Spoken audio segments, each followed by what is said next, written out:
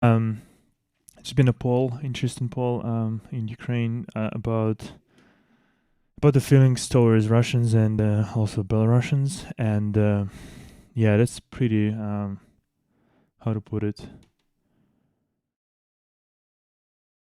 pretty sad, to me personally, being from Belarus and being against this regime, liking Ukraine a lot.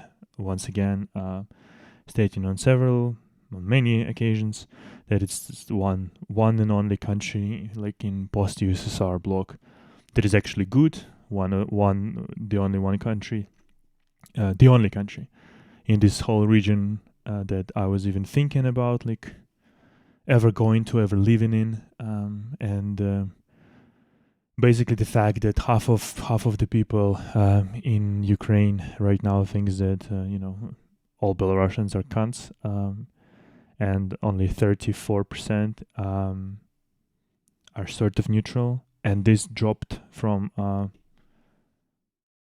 April 2022, dropped quite significantly. That's yeah, that's basically another door that's been closed, more or less, which is just sad.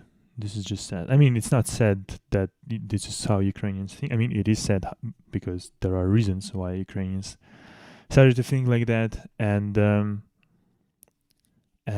yeah, you can see that, like, year before 67% were positive towards Belarus and 27 neutral, and then a year later, obviously everything has changed. Only 22% it's positive towards Russians. Like, you can understand that even like in 2018, I'm even kind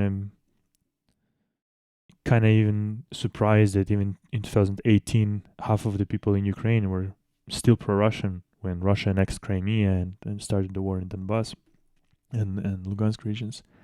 So this is actually kind of surprising, the like thirst statistics, and but this is just sad, because yeah, if before this war, before 24th of February, like the nationalism in Ukraine was like, especially like ultra nationalism, was very minor, very very minor, and as you can see, even in 2018, like only 23% were kind of hostile towards Russians, and now, um, yeah, now everything's changed. And once again, like, it's really hard, like, when you're trying to talk like to or like just when I'm like checking, for example, something on Twitter, and how certain Ukrainians um like think, like they do not understand what it means to live in a really dictatorship state. They're just saying, like, yeah, why don't you basically go and um go and overthrow the dictator, which is basically the same as saying, like, to German people, um, like, why didn't you, those at least German people who were against, obviously, Hitler and against fascism, like, why didn't you go and overthrow fucking Hitler? Or, I don't know, in North Korea, for example, like, why don't you go and overthrow the fucking Kim, whatever the fuck he is? It's like, yeah, that's a cool fucking idea, but this is not how it works.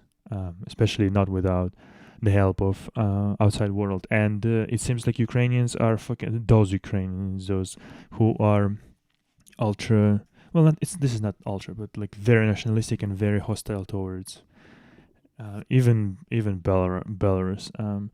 It's like they seem to forget. They seem to forget that they are right now afloat, right? Simply because US actually helped them.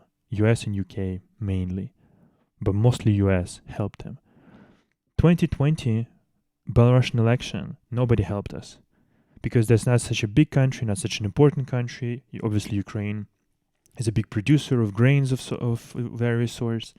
It's a big country, like economically wise, and obviously population is like what, like 5 times more than Belarus, 40 something million versus like 8 point something million. So once again, like, nobody helped Belarus, like nobody like supplied us arms, guns, wherever. And it's really even stupid to suggest like people should somehow, when every person in like Belarus that's been in opposition was either exiled or jailed. So like even from the organizational standpoint, it's like almost impossible to organize right now. And again, there are no arms inside of the country, basically, like very, very minor exceptions. And so, how are you supposed to overthrow the regime? It's like I just don't get it. Like when I'm trying to, or when I'm like noticing people like spit out some garbage, I'm like, do you not like think through these things? Like this is you without U.S. weapons would be right now under Russian occupation. Yeah, like you would be still trying to fight. I'm sure, but shit ton more people would be dead. A lot more territory would be captured, and like you're lucky that U.S. stepped in. But seems like you don't gonna follow this logic and don't apply it to Belarus in this case, because it's also under occupation, both Russian, because there are a lot of military occupied Belarusian territory, and also under occupation of the fucking regime.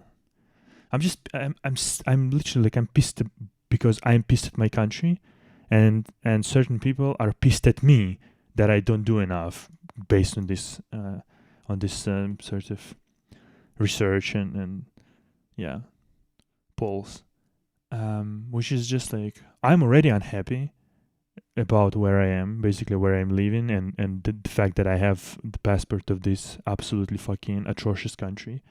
And now one country that I thought is a good country is also saying to me that I'm a fucking piece of shit. Like amazing, great. That really helps a lot. Anyway, started well, and then went into fucking rant. Well, nothing new. I actually thought that this stream and this episode might actually be shorter, smaller in size, but I'm not sure. Now I have once again way too many news and